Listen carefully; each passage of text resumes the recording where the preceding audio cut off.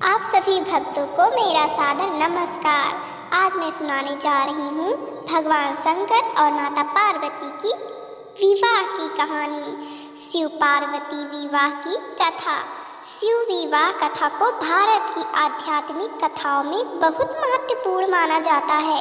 भगवान शिव विवाह में पार्वती के पिता भगवान शिव का वंश जानना चाहते थे। फिर भगवान शिव ने क्या जवाब दिया? कथा में बताया गया है कि भगवान शिव मौन बैठे रहे। माता पार्वती के पिता ने सोचा कि ये अपने कुल वंश के बारे में कुछ नहीं जानते, अतः परिवार से ताल्लुक नहीं रखते।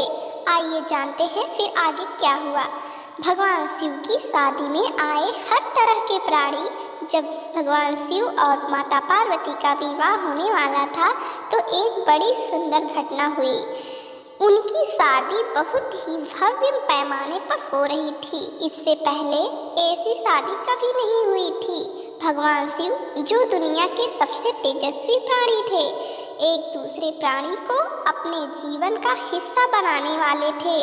उनकी शादी में बड़े से बड़े और छोटे से छोटे लोग शामिल हुए। सभी देवता वहां मौजूद थे ही, साथ ही असुर भी वहां पहुंचे।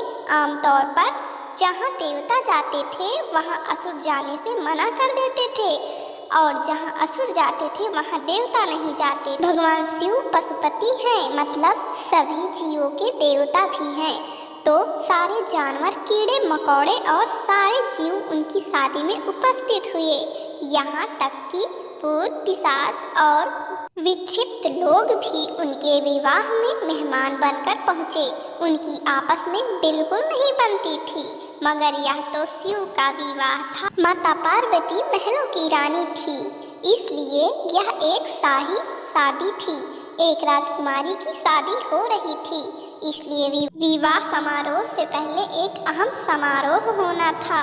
भगवान शिव और माता देवी पार्वती की वंशावली के बखान की रस्म वर वधू दोनों की वंशावली घोषित की जानी थी। एक राजा के लिए उसकी वंशावली सबसे अहम होती है, जो उसके जीवन का गौरव होता है।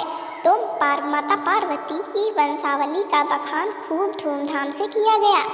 यह कुछ देर तक चलता रहा। आखिरकार जब उन्होंने अपने वंश के गौरव का बखान खत्म किया तो वह उस ओर मुड़े जिधर भगवान शिव बैठे हुए थे, और अब सभी अतिथि इंतजार करने लगे कि वर की ओर से कोई उठकर शिव के वंश के गौरव के बारे में बोलेगा, मगर किसी ने एक शब्द भी नहीं कहा।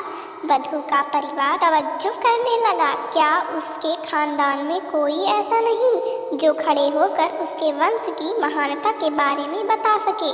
मगर वाकई कोई नहीं था। वर के माता पिता, रिश्तेदार या परिवार से कोई वहां नहीं आया था, क्योंकि उसके परिवार में कोई नहीं था। वह सिर्फ अपने साथियों गणों के साथ आए थे, जो विकृत जीवों की तरह दिखते थे। वह इंसानी भाषा तक नहीं बोल पाते थे और अजीब सी बेसुरी आवाज़ें निकालते थे। वह सभी नशे और चूर और विचित्र अवस्थाओं में लग रहे थे। भगवान शिव ने धारण किया मौन। फिर माता पार्वती के पिता पर्वतराज ने शिव से अनुरोध किया, कृपया अपने वंश के बारे में कुछ बताइए। भगवान शिव कहीं शून्य में दिखते हुए चुपचाप बैठे रहे। वह ना तो दुल्हन की ओर देख रहे थे, ना ही शादी को लेकर उनमें कोई उत्साह नजर आ रहा। वह बस अपने गढ़ों से घिरे हुए बैठे रहे और शून्य में घूरते रहे। वधू पक्ष के लोग बार बार उनसे यह सवाल पूछते रहे, क्योंकि कोई भी अपनी बेटी की शादी ऐसे आदमी से नहीं करना चाहेगा जिसके वंश का अता पता न हो। उन्हें जल्दी थी, क्योंकि शादी के लिए शुभ मुहूर्त तेजी से निकला जा रहा था, मगर भगवान शिव मौन रहे। समाज के लोग, कुलीन, राजा महाराजा और पंडित बहुत घृणा से भगवान शिव की ओर देखने लगे और तुरंत फुसफुसाहट शुरू हो गई। इसका वंश क्या है? यह बोल क्यों नहीं रहा है? हो सकता है कि इसका परिवार किसी नीची जाति का हो और इसे अपने वंश के बारे में बताने में शर्म आ रही हो।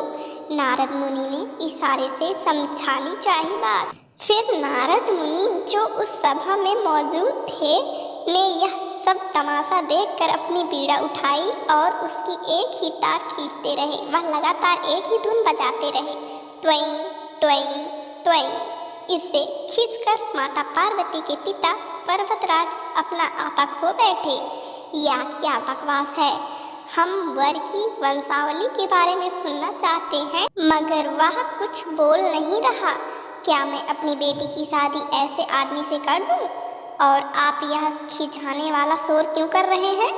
क्या यह कोई जवाब है? नारद ने जवाब दिया, वर के माता पिता नहीं हैं। राजा ने पूछा, क्या आप यह कहना चाहते हैं कि वह अपने माता पिता के बारे में नहीं जानता? नारद ने सभी को बताया कि भगवान स्वयंभू हैं, न ही इनके माता पिता ही है, न ही इनकी कोई विरासत है, इनका कोई गोत्र नहीं है, इनके पास अपने खुद के अलावा कुछ नहीं है। पूरी सभा चकरा गई। पर्वतराज ने कहा, हम ऐसे लोगों को जानते हैं जो अपने पिता या माता के बारे में नहीं जानते। ऐसे दुर्भाग्यपूर्ण स्थिति हो सकती है मगर हर कोई किसी न किसी से जन्मा है। ऐसे कैसे हो सकता है कि किसी का कोई पिता या माँ ही न हो? नारद ने जवाब दिया, क्योंकि यह स्वयंभू हैं, इन्होंने खुद की रचना की है।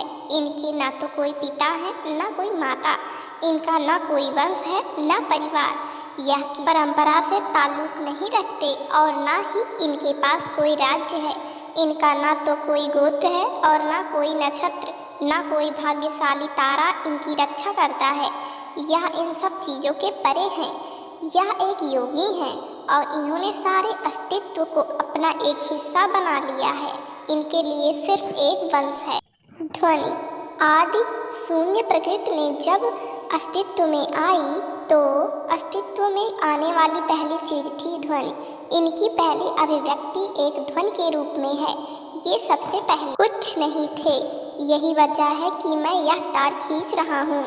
इतना सब कुछ सुनते ही महाराज ने यह विवाह संपन्न कराया और इस प्रकार माता पार्वती और भगवान शिव शंकर का विवाह संपन्न हुआ।